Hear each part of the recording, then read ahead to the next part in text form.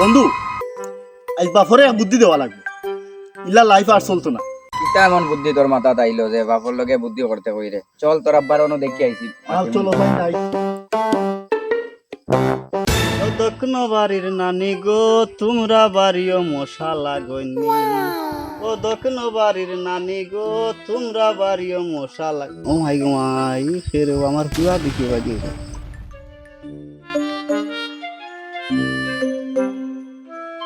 তুই চাচালো কিতা মাতিতে মাত, আমার বাড়ির দরকার আছে, আমি যাই আর কি।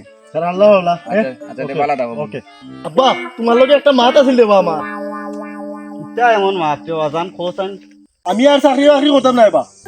এনে রে বাজান, ইউটিউবার বনি যাইমু, ভিডিও বানাইমু, লাল হই যাইমু। কিতা হইলে বেটা লাল হই দিতে, রদির মাঝে উবাইলে তো এমনিও লাল হই দিবি।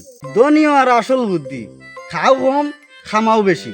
আরে আব্বা, আপনি তো একটা শাকেলি মানুষ। अच्छा এখন অনলাইনের যুগ, একটা ভিডিও চললে লাখ লাখ টাকা ইনকাম। ठीक है ধনী হওয়া কিতা অত সুজানি, আমরা কিতা সারা জীবন আঙ্গুল চুইয়া বুড়া হইছিনি। বুঝলাই না রে ও আব্বা, রাতারাতি কোটি কোটি হয়ে গেলাম মনে, বুঝলাই না।